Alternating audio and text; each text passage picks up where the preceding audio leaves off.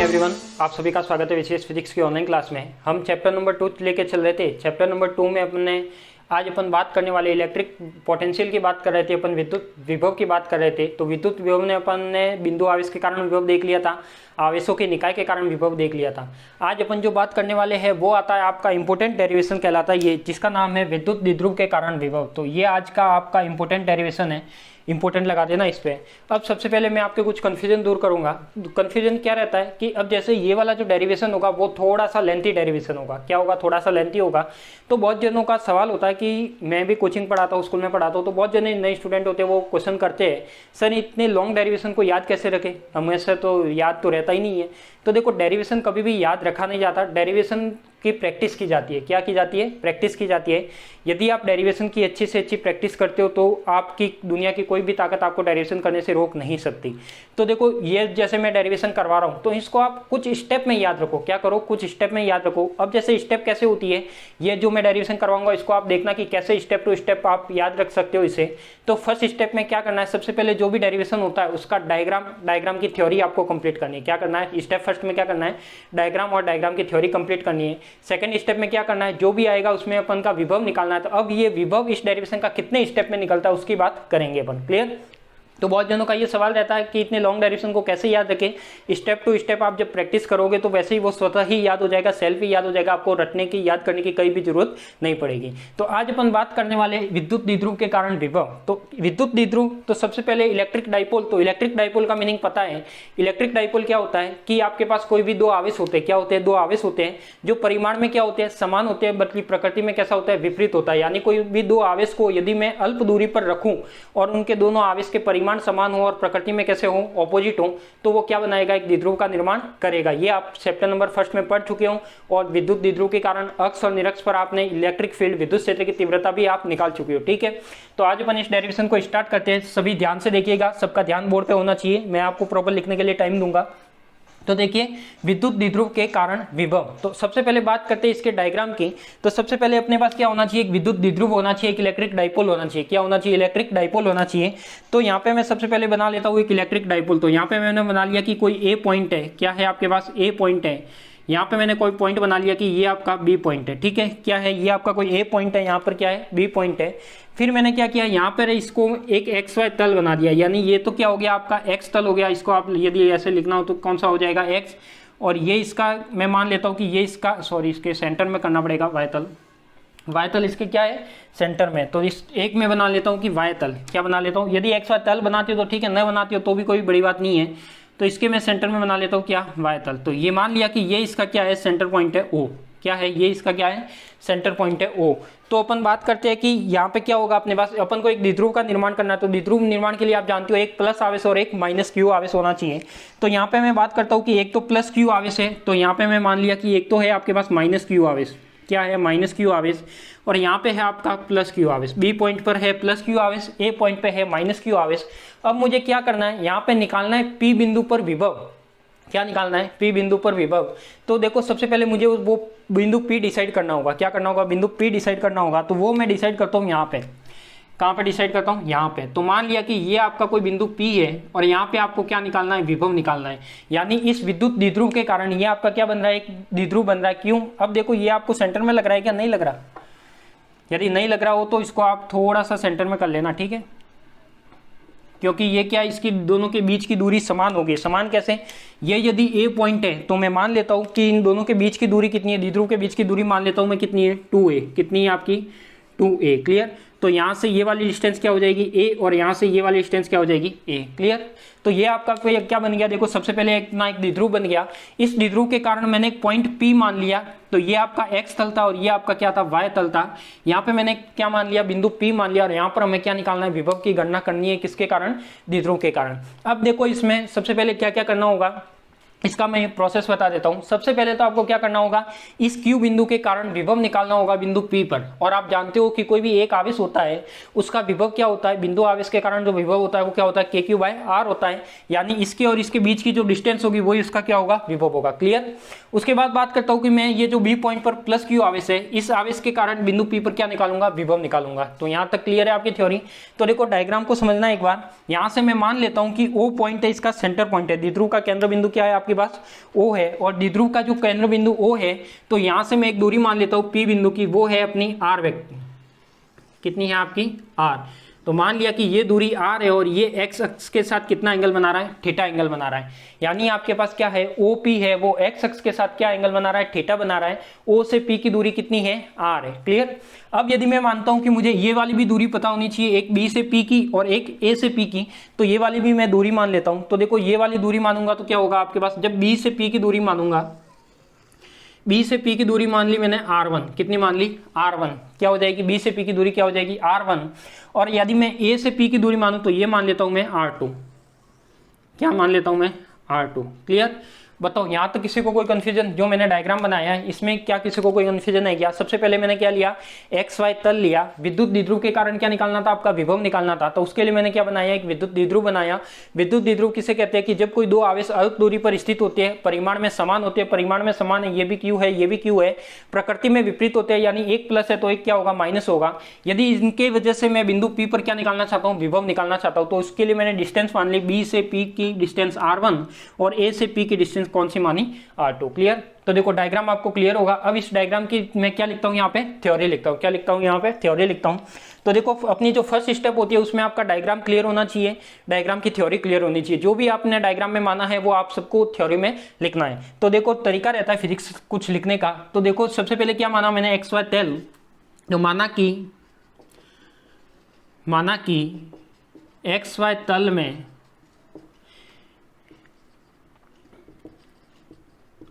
द्विध्रुव x अक्ष के अनुदिश से, द्विध्रुव x अक्ष के अनुदिश से, द्विध्रुव x अक्ष के अनुदिश से, ठीक है। डायग्राम को अगर थोड़ा ऐसे आप साफ क्लियर लिखना चाहो तो मैं इसकी थ्योरी, x अक्ष के अनुदिश से, जितनी थ्योरी आपको पता है वो आप लिख सकते हो। तो यहाँ पे मैंने क्या लिखा कि माना कि एक्स वाई तल में द्विध्रुव x अक्ष के अनुदिश है। फिर मैंने क्या माना कि द्विध्रुव का केंद्र बिंदु O है, क्या माना, द्विध्रुव का केंद्र बिंदु O है, केंद्र बिंदु O है, क्या माना, द्विध्रुव का केंद्र बिंदु O है, तो ये द्विध्रुव का केंद्र बिंदु हो गया O। फिर मैंने क्या माना, O से A की दूरी, यानी बिंदु A पर माइनस क्यू आवेश, और बिंदु B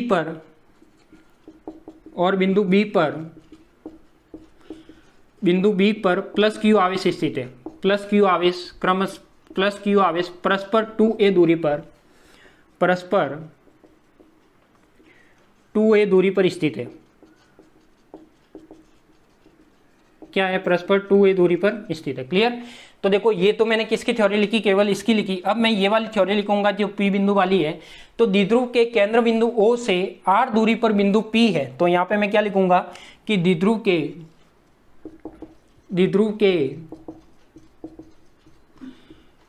केंद्र बिंदु O से, द्विध्रुव के केंद्र बिंदु O से स्मॉल r दूरी पर बिंदु P स्थित है, स्मॉल r दूरी पर बिंदु P स्थित है, बिंदु P स्थित है, जहां पर हमें विभव ज्ञात करना है, जहां पर हमें विद्युत द्विध्रुव के कारण विभव ज्ञात करना है, द्विध्रुव के कारण विभव ज्ञात करना है, विभव ज्ञात करना है। क्लियर। बताओ कोई डाउट। फिर मैंने क्या किया, यहाँ पे देखो ये मान लिया। फिर मैंने लिखा कि जो OP है वो x अक्ष के साथ थीटा कोण बनाता है, कि OP x अक्ष के साथ थीटा डिग्री एंगल पर है, या थीटा कोण बनाता है, x अक्ष के साथ थीटा कोण बनाता है, थीटा कोण बनाता है। और क्या लिखना है मुझे कि बिंदु B से P की दूरी R1 है, कि बिंदु B से P की दूरी R1 है, P की दूरी R1 है। या फिर आप ऐसे भी लिख सकते हो कि प्लस Q आवेश से R दूरी पर बिंदु P स्थित है, क्या, प्लस Q आवेश से R1 दूरी पर बिंदु P स्थित है। जैसा भी आप लिखना चाहो, थ्योरी अपने अकॉर्डिंग बनानी है। तो बिंदु B से P की दूरी R1 है, तथा A से P की दूरी R2 है। देखो चेक कीजिए एक बार जो मैंने लिखा है, इसमें कंप्लीट थ्योरी आ गई क्या डायग्राम की। तो सबसे पहले मैंने क्या माना कि एक्स वाई तल में द्विध्रुव एक्स अक्ष के अनुदिश है, तो ये आपका द्विध्रुव है किस अकॉर्डिंग है, एक्स अक्ष के अनुदिश है। द्विध्रुव का केंद्र बिंदु O है, तो ये द्विध्रुव का केंद्र बिंदु O हो गया। बिंदु A पर माइनस क्यू आवेश, बिंदु A पर माइनस क्यू आवेश, बिंदु B पर प्लस क्यू आवेश, तो बिंदु B पर प्लस क्यू आवेश। 2a दूरी पर स्थित है, इनके बीच की दूरी कितनी 2a। फिर कह रहा है कि द्विध्रुव के केंद्र बिंदु O से r दूरी पर बिंदु P स्थित है। ये द्विध्रुव का केंद्र बिंदु, यहाँ से r दूरी पर बिंदु P स्थित है। जहां पर हमें क्या निकालना है, द्विध्रुव के कारण विभव ज्ञात करना है। यहाँ पर हम क्या निकालेंगे, विभव निकालेंगे। OP है वो x अक्ष के साथ थीटा कोण बनाता है, तो ये वाला OP है वो x अक्ष के साथ कितना एंगल बना रहा है, थीटा एंगल बना रहा है। फिर मैंने लिखा बिंदु B से P की दूरी r1 है तथा A से P की दूरी r2 है। क्लियर। इसमें आप ऐसे भी लिख सकते हो कि प्लस Q आवेश से P की दूरी r1 है या माइनस Q आवेश से P की दूरी r2 है। देखो यहाँ तक किसी को कोई डाउट नहीं होगा, तो एक बार जल्दी से आप इसका स्क्रीनशॉट ले लीजिए, डायग्राम अच्छे से साफ सुथरा बना लीजिए। इसमें डायग्राम में थोड़ा सा साफ सुथरा बनाना, क्योंकि इसमें कुछ कलाकारी और करेंगे अपन, तो इसको लिखिए पहले या स्क्रीनशॉट ले लीजिए जल्दी से, फिर मैं इसके डेरिवेशन पे आता हूँ।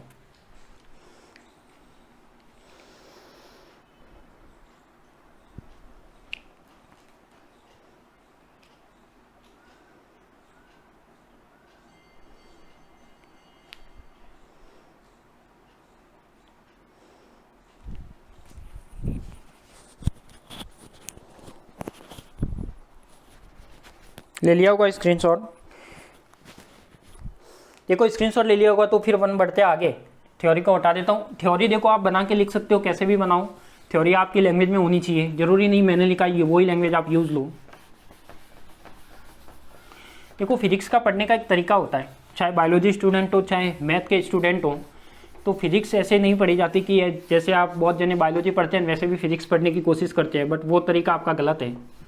फिजिक्स पढ़ने के लिए आपके पास कॉपी पेन हमेशा अवेलेबल होना चाहिए, एक रफ कॉपी होनी चाहिए, एक पेन होना चाहिए, और ज़्यादा से ज़्यादा बार जो फिजिक्स पढ़ रहे हो उसको ज़्यादा से ज़्यादा बार आपको लिखना चाहिए, तभी आपकी फिजिक्स स्ट्रांग हो सकती है। अब बात करते हैं अपन किसकी, इसके डेरिवेशन की। देखो क्या बात करते हैं, ये क्या है आपका एक आवेश है, ये क्या है आपका एक आवेश है। इस आवेश से बिंदु P पर मैं विभव निकाल सकता हूँ। आपने इससे पहले वाले डेरिवेशन में पढ़ा है कि कोई भी बिंदु आवेश होता है, बिंदु आवेश से r दूरी पर बिंदु P पर विभव निकालना है, तो कितना होगा k/r, जानते हो सभी। तो देखो मैं क्या करूंगा, मैं करूंगा यहाँ पे क्या, सबसे पहले मैं लिखता हूँ कि प्लस Q आवेश के कारण P बिंदु पर विभव, यानी प्लस Q आवेश के कारण, प्लस Q आवेश के कारण बिंदु P पर विभव, बिंदु P पर विभव। तो सभी जानते हो क्या होता है, V1 is equal to K, आवेश कौन सा है आपका Q है, तो Q अपॉन में क्या है, दूरी कितनी है R1 है, तो R1। क्लियर, सबको पता है, पहले से पढ़ा है अपन ने। फिर क्या करूंगा यहाँ पे मैं माइनस Q आवेश के कारण, माइनस Q आवेश के कारण बिंदु P पर विभव, माइनस Q आवेश के कारण बिंदु P पर विभव, ये कितना होगा आपका V2 इज इक्वल टू, देखो अब ये कौन सा आवेश है, माइनस Q आवेश है, तो माइनस Q आए तो यहाँ पे क्या आएगा, KQ अपॉन में क्या आएगा, R2 आएगा। क्लियर, KQ अपॉन में क्या आएगा, R2 आएगा। समीकरण 1 समीकरण 2। फिर मैं क्या करूंगा, अपन को निकालना क्या है, इस पूरे द्विध्रुव के कारण निकालना है। इसके कारण विभव लिख लिया, इसके कारण विभव लिख लिया, कहाँ पर, बिंदु P पर। ठीक है, अब मैं क्या करूंगा, इन दोनों विभव को ऐड करूंगा, क्योंकि अपने को क्या निकालना है, पूरे द्विध्रुव के कारण निकालना है। तो कुल विभव कितना हो जाएगा, तो कुल विभव कितना हो जाएगा, V is equal to V1 plus का V2 हो जाएगा। क्लियर, क्या हो जाएगा, V is equal to V1 plus का V2। तो ये हो जाएगा, देखो V is equal to V1 क्या है आपके पास, KQ/R1 है, फिर क्या है, ये प्लस है, और इसमें V2 क्या था आपके पास, माइनस KQ2/R2 था, सॉरी Q2 नहीं था। ठीक है, तो ये क्या आ जाएगा आपके पास, ये इसका सॉल्यूशन आएगा, V is equal to KQ/R1 minus KQ/R2। इसको जब आप सॉल्व करोगे तो देखो कॉमन क्या आ रहा है, KQ इसमें भी आ रहा है, KQ इसमें भी आ रहा है, तो मैं क्या निकालूंगा यहाँ पे, कॉमन निकालूंगा। तो ये क्या हो जाएगा, 1/R1 अपॉन 1/R2। क्लियर, ये वाला आएगा। अब जब इसको मैं सॉल्व करूंगा तो ये क्या आएगा, देखो KQ तो ऐसे का ऐसे, तो V is equal to KQ तो ऐसे का ऐसे। ठीक है, फिर क्या है आपके पास, R2 में यदि LCM ले लूँ, यहाँ पे क्या ले लूँ, LCM लेना सबको आता है, तो ये R1 आ जाएगा और ये R2 आ जाएगा। यहाँ पे R1 है तो R1 यहाँ से हट जाएगा, तो ऊपर क्या आएगा आपका R2 आएगा, माइनस का क्या आएगा, R2 है तो यहाँ पे क्या आ जाएगा, R1 आ जाएगा। क्लियर, तो ये आपका क्या आ जाएगा v। इसको मैं समीकरण नंबर दे देता हूँ, समीकरण नंबर 3। तो देखो अब फर्स्ट स्टेप में आपने क्या लिखी, थ्योरी लिखी, डायग्राम का कंसेप्ट लिखा। सेकंड स्टेप में आपने क्या लिखा, सेकंड स्टेप में आपने प्लस क्यू आवेश के कारण विभव निकाला, माइनस क्यू आवेश के कारण विभव निकाला। अपन को इस पूरे द्विध्रुव के कारण विभव निकालना था, इसलिए मैंने यहाँ पे क्या कर लिया, दोनों विभव को क्या कर लिया, ऐड कर लिया। क्लियर, लीजिए जल्दी से स्क्रीनशॉट, लिखना हो तो लीजिए, नहीं तो फिर बढ़ते आगे।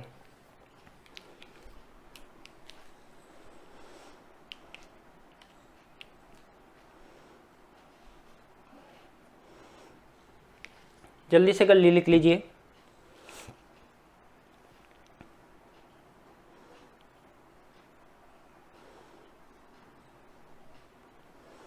लिख लिया। अब देखो यदि लिख दिया हो तो यहाँ पे इस चित्र में मैं कुछ कलाकारी करने वाला हूँ, वो कलाकारी मैं यहाँ पे लिखता हूँ। तो देखो कलाकारी क्या करने वाला हूँ, कलाकारी मुझे ये करनी है कि यहाँ पे ये R1 दूरी है, ये R2 दूरी है और ये R दूरी है। क्या मैं यहाँ पे इसको इजीली सॉल्यूशन करने के लिए यहाँ पे मैं क्या करता हूँ, इसमें लंब डालता हूँ। कहाँ से, OP रेखा पर लंब डालता हूँ B से, तो उसको मैं नाम दे देता हूँ BM। क्या दे देता हूँ, BM। क्या दे देता हूँ, BM। और एक लंब डालता हूँ मैं यहाँ से इस रेखा पर, AP रेखा पर, तो इसको मैं नाम दे देता हूँ कितना, ON। कितना दे देता हूँ, ON।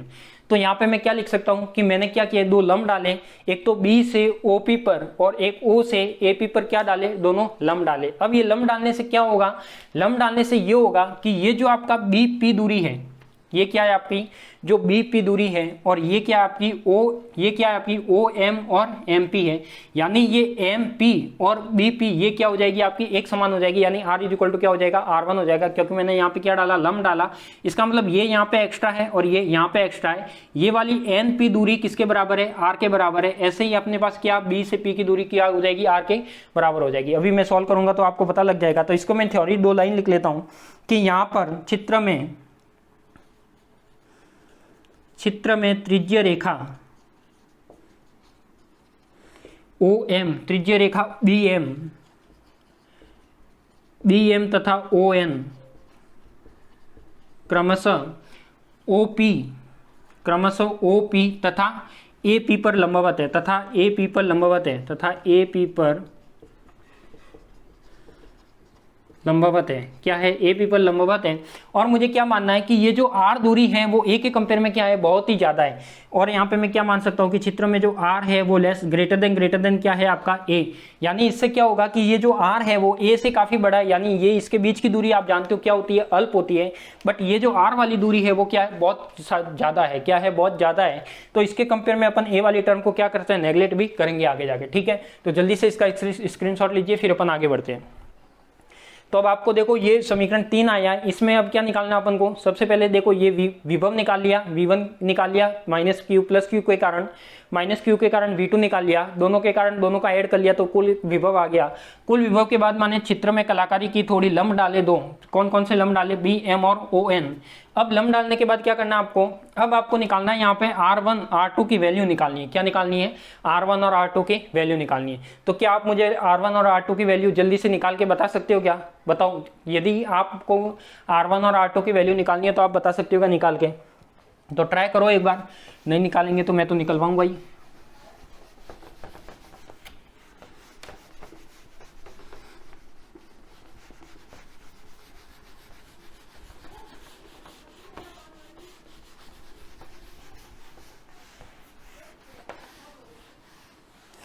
तो देखो कैसे इसकी वैल्यू निकालते हैं। सबसे पहले अपन को किसकी वैल्यू निकालनी है, R1 और R2 की वैल्यू।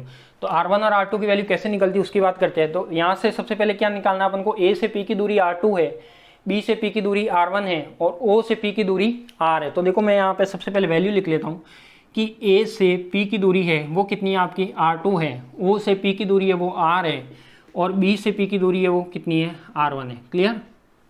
अब मुझे क्या निकालना है, सबसे पहले बात करते हैं अपन चित्र से। क्या बात करते हैं, चित्र से। यदि चित्र से मैं बात करूं कि यहाँ पे सबसे पहले क्या है आपके पास, ये बात करता हूं मैं किसकी, B से P की। किसकी बात करता हूं, चित्र से B से P की, या फिर मैं ऐसे बात कर सकता हूं O से P की। तो देखो जो OP है, चित्र से क्या है, OP है, वो क्या है आपके पास, चित्र से OP माइनस का क्या है, यदि आपके पास ये वाली दूरी निकालनी है, OM की दूरी निकालनी है, या फिर आप ऐसे करो एक बार ट्राइंगल ले लो, फिर उसके बेस पे मैं दूरी बता दूंगा। क्या करो, ट्राइंगल ले लो। मुझे क्या निकालना है यहाँ पे एक ट्राइंगल लेता हूँ मैं, त्रिभुज। ये किसके लिए ले रहा हूँ, इनकी वैल्यू फाइंड करने के लिए। तो यहाँ पे मैं एक ट्राइंगल लेता हूँ, त्रिभुज बी एम ओ से, त्रिभुज बी एम ओ से क्या ले लिया मैंने, ट्राइंगल ले लिया।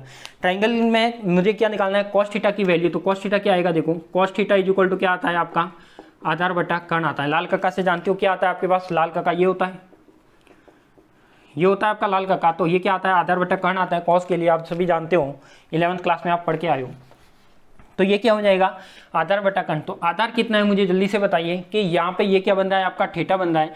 तो आधार कौन सा और कर्ण कौन सा, तो आधार क्या हो जाएगा आपका OM, क्या हो जाएगा OM, और कर्ण क्या हो जाएगा आपके पास OB।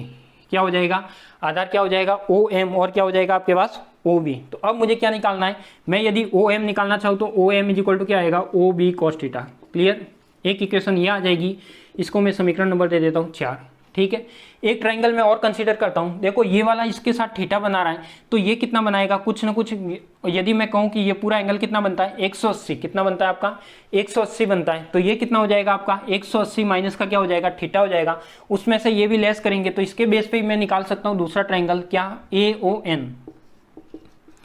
AON में ये क्या हो जाएगा, cos theta is equal to आधार बटा कर्ण। क्या आ जाएगा, cos theta is equal to आधार बटा कर्ण। cos थीटा कितना है, आधार कितना है, तो आधार इसमें जब ये था OM था, तो इसमें क्या हो जाएगा ON, कर्ण कितना हो जाएगा आपका AO। क्या हो जाएगा, तो ये हो जाएगा आपका ON is equal to AO cos theta, समीकरण नंबर 5। क्लियर, देखो सभी ध्यान देना, क्या किया मैंने, दो ट्राइंगल लिए BMO, जो लंब डाले थे उसके बेस पे मैंने दो ट्राइंगल ले लिए। यहाँ से cos थीटा की वैल्यू निकाल ली। तो यहाँ पे अपन को किसकी वैल्यू चाहिए, OM। अब देखो OM कैसे निकालना है उसकी बात करेंगे अभी। और यहाँ पे अपन को वैल्यू चाहिए किसकी, ON कितना है, O से N। तो अपन को देखो एक तो O से M की दूरी चाहिए और O से N की दूरी चाहिए। ये कैसे निकालते हैं उसकी बात करते हैं। सबसे पहले दूरी निकालने के लिए क्या करूं मैं, यदि OM की दूरी निकालना चाहता हूं, क्या करूं, OM की दूरी निकालना चाहता हूं, तो मुझे ये बताइए कि OP है, चित्र से क्या है, यहां पे मैं लिख लेता हूं, चित्र से OP है वो किसके बराबर होगा, देखो OP किसके इक्वल होगा, OP होगा, यदि मैं क्या निकालना मुझे, OP, तो OP है आपके पास एक तो OM और MP, ऐसे लिख सकते हो, OM प्लस का क्या लिख सकते हो आप, MP। आपको क्या निकालना है, OM निकालना है। OP कितना है आपके पास, R है। OP कितना है आपके पास, R है। और MP कितना है, तो मैंने बताया था कि MP कितना है आपके पास, R इज इक्वल टू क्या हो जाएगा, R1। यानी ये वाली दूरी क्या हो जाएगी, यहाँ पे मैंने लंब डाला है, तो MP किसके इक्वल हो जाएगा, इस R1 के। तो ये क्या हो जाएगा, R1। तो OM क्या हो जाएगा, प्लस का R1। तो R1 is equal to, sorry हाँ सही है, तो ये क्या हो जाएगा आपके पास, R माइनस का R1 इज इक्वल टू क्या आ जाएगा, OM। क्या आ जाएगा, R1 इधर आएगा, तो R माइनस का R1 OM। तो और OM की मैं यदि वैल्यू रखता हूँ तो यहाँ पे क्या आ जाएगा, ये आ जाएगा R माइनस का R1 इज इक्वल टू क्या आ जाएगा, OB कितना है आप जानते हो, O से B कितना है, A। तो ये हो जाएगा A cos थीटा। क्लियर, अब यहाँ से यदि मैं वैल्यू निकालना चाहूँ तो क्या आ जाएगा, देखो R1 को इधर भेजता हूँ तो R1 प्लस में आ जाएगा, A cos थीटा इधर आएगा तो R माइनस का A cos थीटा आ जाएगा। क्लियर, समीकरण नंबर दे देता हूँ इसको मैं 6। बताओ यहाँ तक किसी को कोई डाउट है क्या, जल्दी से बताओ, यहाँ तक किसी को कोई डाउट है क्या, कोई डाउट नहीं है।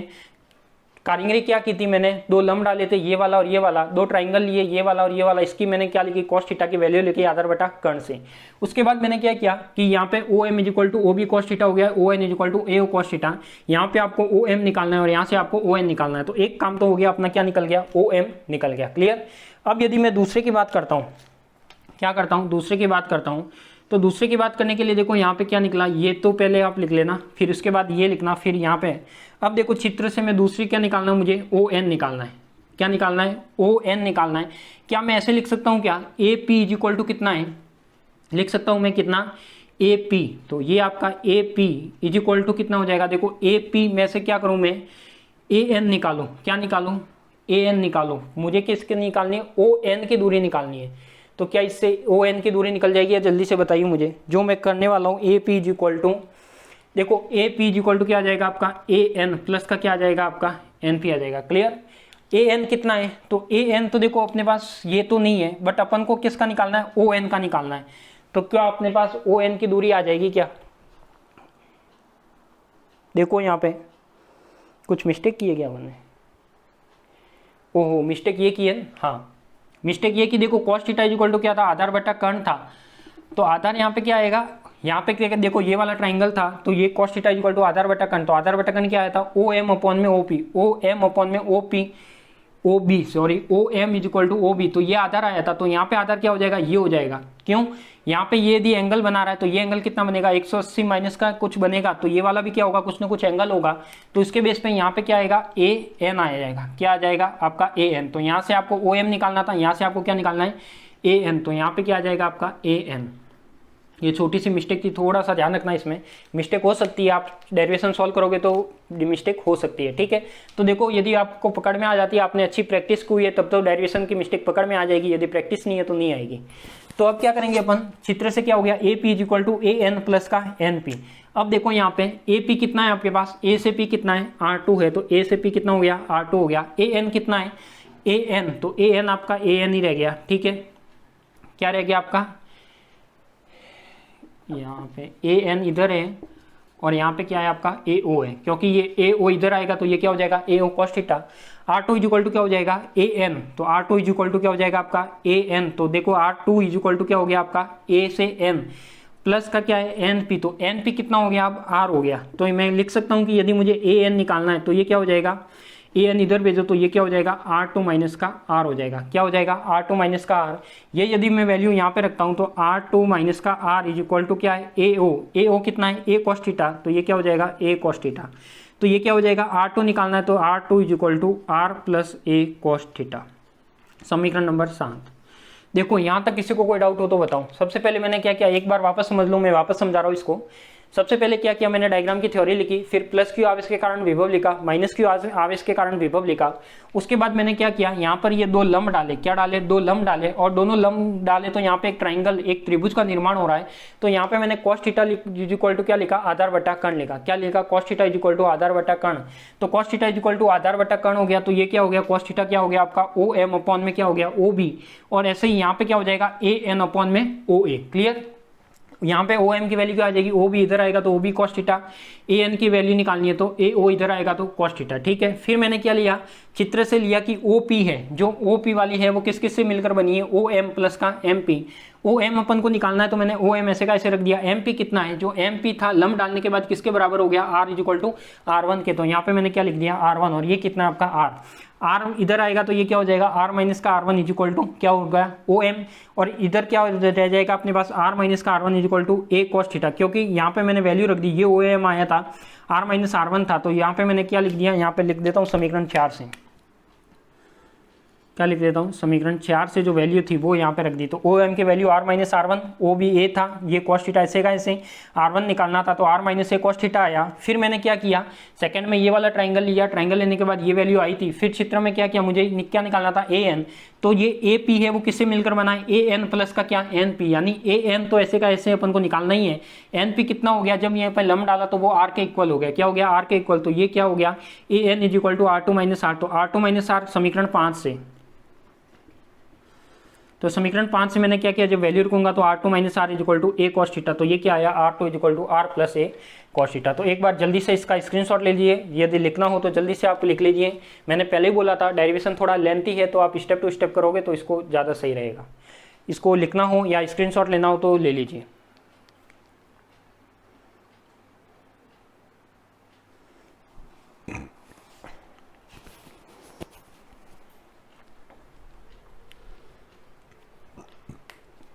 कोशिश कीजिए कि सभी स्क्रीनशॉट ले लो और आराम से आप फिर प्रैक्टिस करके या बुक में देख के जैसे भी लिखना चाहो नोट्स में आपके, और ऐसे लिखोगे तो भी मैं प्रॉपर नोट्स के तरीके से लिखवा रहा हूँ, थ्योरी तक भी मैं लिखवा रहा हूँ। आपको कोई ऐसा टीचर नहीं मिलेगा जो आपको थ्योरी में ऑनलाइन क्लास में आपको थ्योरी लिखवाए, तो मैं थ्योरी भी लिखवा रहा हूँ यहाँ पे और डेरिवेशन भी कंप्लीट करवा रहा हूँ।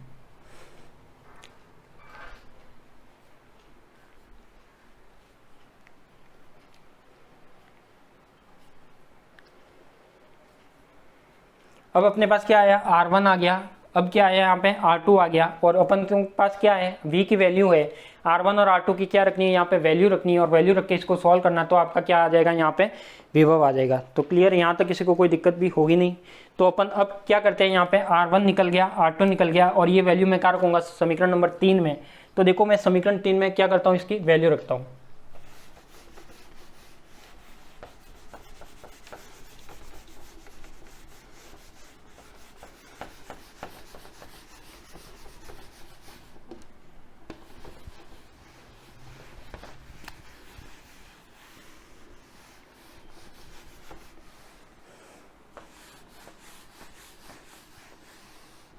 मैं यहाँ पे एक बार वैल्यू लिख लेता हूँ क्योंकि ये वैल्यू हट जाएगी यहाँ से। R1 कितना है आपके पास, R माइनस का a cos थीटा, और R2 कितना है आपके पास, R plus a cos theta. ठीक है, फिर समीकरण नंबर 3 आपको रखना है, बाकी सब मैं हटा देता हूँ यहाँ से। ये नीचे वाली लाइन भी लिख लेना, तृतीय खंड वाली।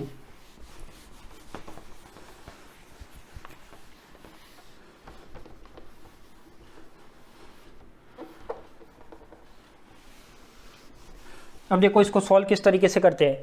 अब क्या करना है अपन को, समीकरण 3 में वैल्यू रखनी है। तो R1 R2 के मान समीकरण 3 में रखने पर, R1 R2 के मान समीकरण 3 में रखने पर,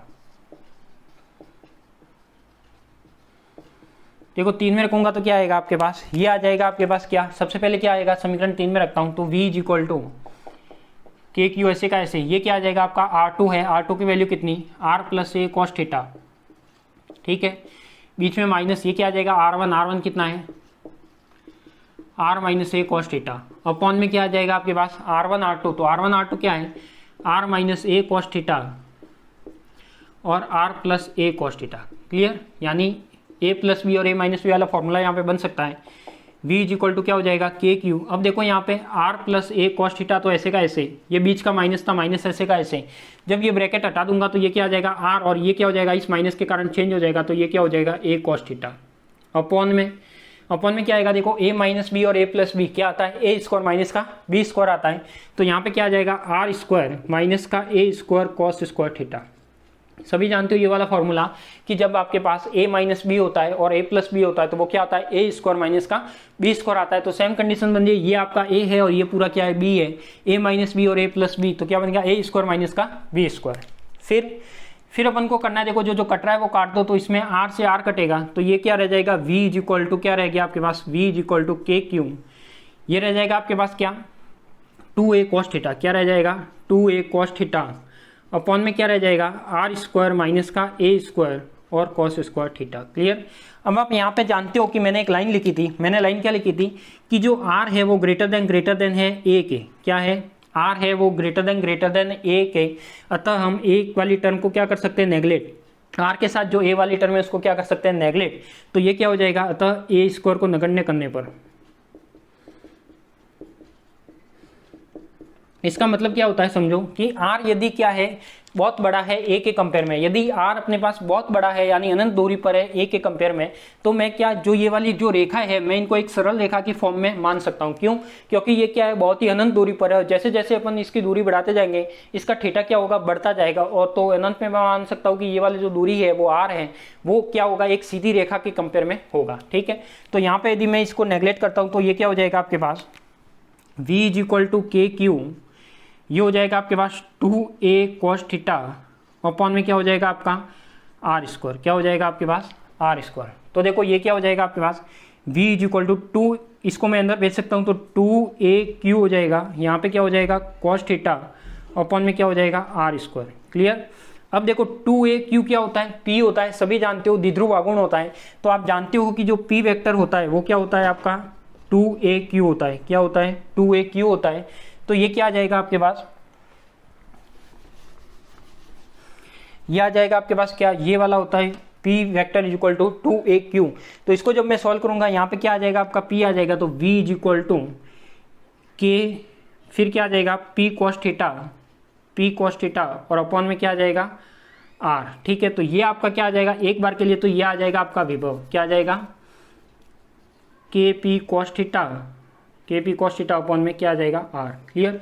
तो ये आपका क्या कहलाएगा, विभव कहलाएगा, क्या कहलाएगा आपका विभव कहलाएगा। इसको आप ऐसे भी लिख सकते हो, यदि k की वैल्यू आपको ऐसे लिखनी हो तो v is equal to 1/4πε0 p cos theta upon में क्या आ जाएगा आर स्क्वायर आ जाएगा। तो ये भी क्या है अपना एक विभव है। अब ये जो विभव है किसके व्युत्क्रमानुपाती होता है, किस पर डिपेंडेंट है, एक तो थीटा पर डिपेंडेंट है, एक आर पर डिपेंडेंट है। ठीक है, तो इसको आप जल्दी से नोट कर लीजिए। समीकरण नंबर कितना, तो 5 6 7 जो भी आया था, कितना आया था मुझे ध्यान नहीं है, शायद 6 आया था, 7 आया था, 4 5 6 7 आया था, जो भी आया था आप दे देना सीरीज वाइज जो भी नंबर आया था। ठीक है, तो इसको जल्दी से नोट डाउन कीजिए।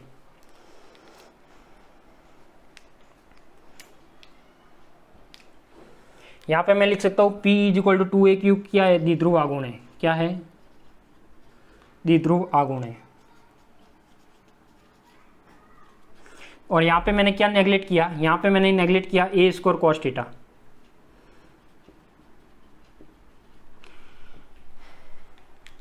लिखिए इसको,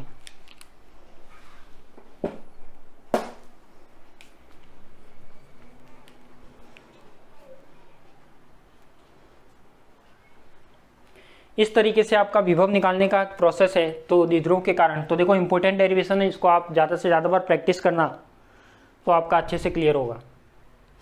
मैंने ऑनलाइन में प्रॉपरली ऐसा ही आपके साथ प्रॉपर इतना आराम से करवाया है कि आपको ऑफलाइन में भी यदि अच्छे से समझ में नहीं आता है तो आप ऑनलाइन के द्वारा आप अच्छे से समझ सकते हो कि मैंने प्रॉपर एक एक टर्म को, एक एक इंटीग्रल को, जो समाकलन होता है उसको भी मैंने आपको पहले समझाया है। यदि यहाँ पे कोई मल्टीप्लाई डिवाइड होता है तो उसको भी मैंने अच्छे से आपके सामने एक्सप्लेन किया है, ताकि आपको कोई भी किसी भी तरह का कन्फ्यूजन ना रहे।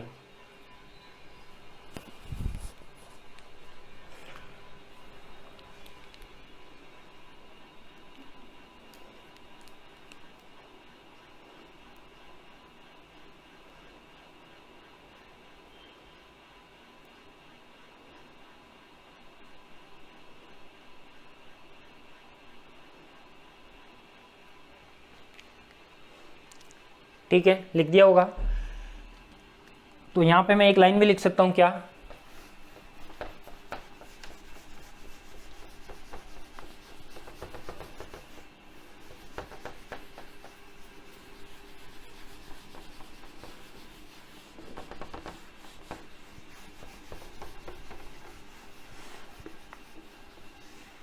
लाइन ये लिख सकता हूँ, अतः स्पष्ट है कि विद्युत द्विध्रुव के कारण बिंदु B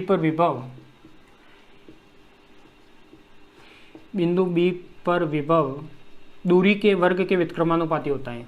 दूरी के वर्ग के व्युत्क्रमानुपाती होता है।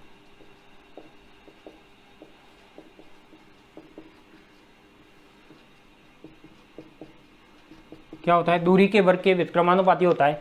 और बहुत जनों को ये भी ध्यान रखना है कि एग्जाम में कई बार एक टर्म पूछी जाती है, डायरेक्ट वो दे देता है, सिद्ध कीजिए कि विद्युत द्विध्रुव के कारण का नाम नहीं देता और सिद्ध कीजिए कि एक फॉर्मूला दे देगा और उसको सिद्ध करना होता है। तो फॉर्मूला आपको याद होना चाहिए। देखो इसको मैं एक और अन्य रूप में लिखता हूँ। आप यहाँ पे क्या जानते हो, यह आपका पी वेक्टर है। पी वेक्टर मतलब क्या है, आपके पास द्विध्रुव आघूर्ण है, माइनस क्यू और प्लस क्यू क्या बनाता है, द्विध्रुव आघूर्ण बनाता है। और P vector is equal to क्या है, 2aq, क्या है आपके पास 2aq। द्विध्रुव आघूर्ण एक कैसी राशि है, सदिश राशि है। यहाँ पे ये क्या है, r दूरी है। तो हम क्या जानते हैं यहाँ पे कि p वेक्टर व r वेक्टर के मध्य कोण कितना है, थीटा है। कितना है आप जानते हो, कितना है, थीटा है। यही आपके पास, यदि p वेक्टर ये है, r वेक्टर ये है, इसके बीच में एंगल कितना है, थीटा। तो क्या मैं इसको ऐसे लिख सकता हूँ, p वेक्टर, यदि इसकी मैं डायरेक्शन लिखता हूँ r वेक्टर, तो ये क्या आ जाएगा, देखो r इज इक्वल टू, ये आ जाएगा आपके पास p r का मापांक और यहाँ पे क्या आ जाएगा कॉस थीटा। यदि इसमें मापांक क्या होता है, 1 होता है, तो ये क्या आ जाएगा आपका p कॉस थीटा। क्या मैं p कॉस थीटा की जगह ये वाली टर्म लिख सकता हूँ क्या, p vector dot R cap. R cap क्या बता रहा है यहाँ पे, एकांक सदिश को व्यक्त करता है। क्या व्यक्त करता है, इसकी दिशा को व्यक्त करता है। तो यहाँ पे मैं क्या लिख सकता हूँ, समीकरण 7 से ये लिख सकता हूँ कि जो v है वो क्या होगा, 1/4πε0। p कॉस थीटा है तो p कॉस थीटा की जगह क्या आ जाएगा, p वेक्टर डॉट का आर कैप अपॉन में क्या आएगा, आर स्क्वायर।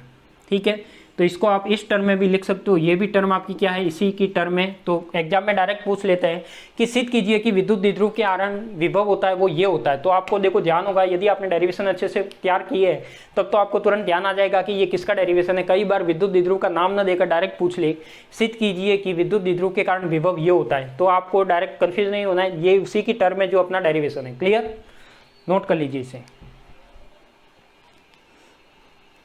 यहाँ पर मैं लिख सकता हूँ, अतः स्पष्ट है कि v का मान किस पर निर्भर करता है, आर स्क्वायर व थीटा पर निर्भर करता है। तो यहाँ पे मैं लिख सकता हूँ, अतः v का मान थीटा पर निर्भर करता है। थीटा पर निर्भर कैसे करता है वो अभी मैं 2 केस बना के बताऊंगा अभी। तो जल्दी से इसको स्क्रीनशॉट ले लो। ये तो आपने लिख दिया होगा तो इसको तो हटा देता हूँ मैं।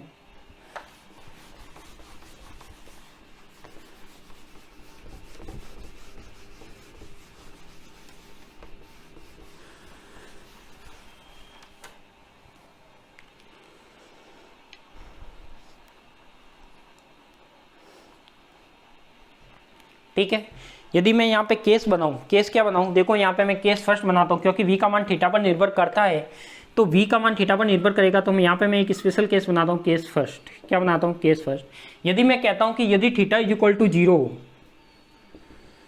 थीटा इज इक्वल टू क्या हो, जीरो हो। Theta is equal to zero का मतलब क्या होता है, theta is equal to zero है तो देखो अपने पास टर्म क्या आ रही थी, टर्म आ रही थी v is equal to K P cos theta अपन में क्या आ रहा था, आर स्क्वायर आ रहा था। ये द्विध्रुव के कारण क्या आ रहा था, विभव आ रहा था। यदि मैं theta is equal to zero कर दूं, theta is equal to zero का मतलब क्या है कि ये जो बिंदु P है वो क्या हो, एक्स अक्ष के अनुदिश हो। क्या हो, एक्स अक्ष के अनुदिश हो, यानी थीटा क्या हो गया, यहाँ पे जीरो हो गया। और कॉस जीरो का मान कितना होता है आप जानते हो, तो कॉस जीरो का मान कितना होता है, इज इक्वल टू 1 होता है। क्लियर, कॉस जीरो का मान कितना होता है, 1 होता है। तो मैं यहाँ पे क्या कह सकता हूँ कि जो OP है वो एक्स अक्ष के साथ क्या बना रहा है, थीटा या 0 डिग्री एंगल बना रहा है। तो मैं इसको लिख सकता हूँ कि बिंदु P का अक्षीय रेखा पर, या इस समय बिंदु P अक्षीय रेखा पर होगा, तो मैं इस लिख सकता हूँ कि इस समय थीटा इज इक्वल टू 0 पर बिंदु P अक्षीय रेखा पर होगा। अक्षीय रेखा मतलब जो अक्षेस है, अक्षीय रेखा पर होगा। क्या होगा, अक्षीय रेखा पर होगा। तो कैसे होगा, अक्षीय रेखा पर जब थीटा इज इक्वल टू 0 किया तो बिंदु P था वो अब ऐसे ना होकर क्या हो गया, ऐसे हो गया। क्या हो गया, ऐसे, थीटा इज इक्वल टू 0 हो गया। तो यहाँ पे मैं विभव निकालना चाहूँ तो क्या आएगा, इसका विभव बताइए जल्दी से। इसका विभव क्या आ जाएगा, v इज इक्वल टू, यहाँ पे क्या था KP, तो यहाँ पे मैंने लिख दिया KP। कॉस कितना है, 0, तो KP इज इक्वल टू क्या आएगा, आर स्क्वायर। 0 कॉस 0 क्या हो जाएगा, 1। यहाँ पे लिखना हो तो आप लिख सकते हो कॉस 0 इज इक्वल टू क्या हो जाएगा, 1। ठीक है। यदि और इसको सॉल्व करके लिखे तो क्या आएगा, 1/4 पाई एप्सिलॉन नॉट, ये भी क्या आ जाएगा आपके पास, P अपॉन में आर स्क्वायर। क्लियर, तो ये आपका क्या हो जाएगा, विभव हो जाएगा। क्लियर। एक और मैं दूसरा केस भी इसमें बना के लिख सकता हूँ कि यदि थीटा इज इक्वल टू क्या हो आपका, पाई डिग्री हो। क्या हो, theta is equal to pi degree हो। तो यानी मैं दूसरा केस बना के लिखूँ यहाँ पे, केस सेकेंड।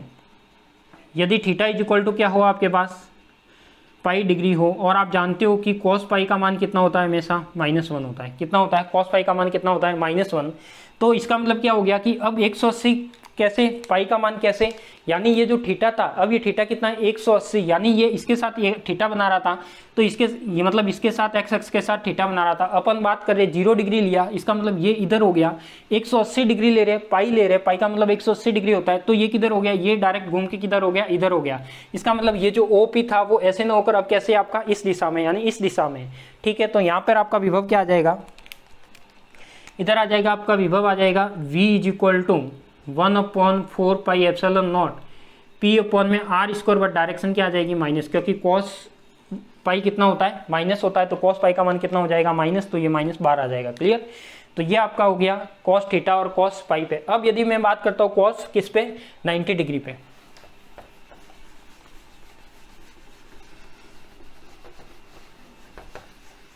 लिख दिया होगा ये तो आपने। अब मैं बात करता हूँ किस पे, कॉस 90 डिग्री पे। तो देखो कॉस 90 डिग्री क्या कहता है, थर्ड केस लेता हूं मैं, केस थर्ड, यानी यदि थीटा इज इक्वल टू क्या हो, 90 डिग्री हो, तो बिंदु P निरक्षीय रेखा पर होगा। तो बिंदु P क्या होगा, ये आपकी अक्षीय रेखा है, तो जब थीटा इज इक्वल टू 90 हो गया, ये मतलब ये ऐसे ना होकर क्या हो गया, इस दिशा में हो गया, तो ये कितना हो जाएगा, 90। तो ये क्या हो जाएगा, यदि theta is equal to 90 degree हो तो बिंदु P कहाँ होगा, निरक्षीय रेखा पर होगा। क्या होगा, निरक्षीय रेखा पर होगा। तो P बिंदु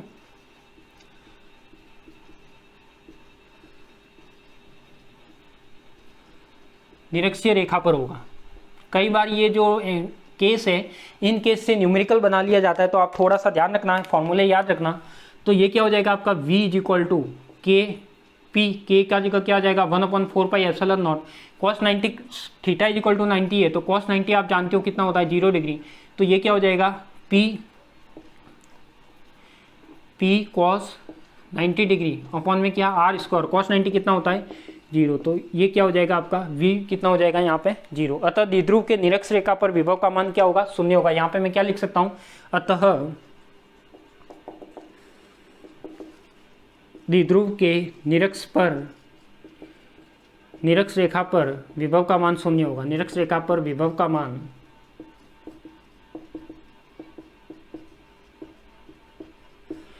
मान क्या होता है, 0 होता है। ठीक है, फिर देखो ये निरक्षपर शून्य होता है, तो यहाँ पे आप कह सकते हो कि इसका मैक्सिमम पॉइंट कौन सा होगा, मैक्सिमम पॉइंट कहाँ होगा, थीटा इज इक्वल टू 0 पर, और मिनिमम पॉइंट क्या होगा, जो ये आपका v आ रहा है इसका। ठीक है, तो मैं कह सकता हूँ कि यहाँ पर क्या होगा, इस रेखा पर किन्हीं भी दो बिंदुओं के मध्य विभवांतर शून्य होता है। यानी इसका मतलब तो क्या हुआ कि आपके पास दो बिंदु, ये क्या है, द्विध्रुव के निरक्ष रेखा पर विभव का मान शून्य होता है। यदि मैं इसके मैक्सिमम की बात करूं, विद्युत द्विध्रुव के कारण विभव में, तो मैक्सिमम कौन सा है, ये वाला, मिनिमम कौन सा है, ये वाला, ये क्या है आपका शून्य। क्लियर, तो यहाँ पे आपका डेरिवेशन यहाँ पे क्या हो जाता है, फिनिश हो जाता है। क्लियर, तो देखो मैंने अच्छे से अच्छे समझाने की ट्राई की है, पूरे डेरिवेशन को स्टेप टू स्टेप समझाने की ट्राई की है। स्टेप फर्स्ट में क्या ध्यान रखना है, स्टेप फर्स्ट में आपको ध्यान रखना है डेरिवेशन का डायग्राम की थ्योरी। सेकंड में क्या ध्यान रखना है, प्लस क्यू आवेश के कारण मैंने विभव निकाला, माइनस क्यू आवेश के कारण विभव निकाला, फिर दोनों को मैंने क्या कर लिया, ऐड कर लिया, तो आपका क्या आ गया, कुल विभव आ गया। ठीक, फिर मैंने चित्र में कुछ कलाकारी करके r1 वेक्टर और r2 वेक्टर की क्या निकाली है, वैल्यू निकाली है। r1 और r2 की जो वैल्यू आई वो मैंने कहाँ रख दी, समीकरण नंबर 3 यानी जो v वाला था उसमें वैल्यू रख दी। वैल्यू रखने के बाद मैंने इसको सॉल्व किया r ग्रेटर देन a के कंपेयर में नेगलेक्ट करते हुए, तो आपका ये क्या आ गया, v is equal to kp cos theta by r square. तो आपको याद रखना कि द्विध्रुव के कारण किसी भी बिंदु पर विभव का मान निकालना है तो वो कितना आता है, kp cos थीटा अपॉन में r स्क्वायर। यदि वो अक्ष पर पूछता है, निरक्ष पर पूछता है, या उस theta is equal to 0 degree पर पूछता है, तो आप उसको आराम से निकाल सकते हो। क्लियर, तो ये अपना यहाँ पे डेरिवेशन क्या हो जाता है, कंप्लीट। तो जल्दी से इसका स्क्रीनशॉट लेना हो तो ले लीजिए।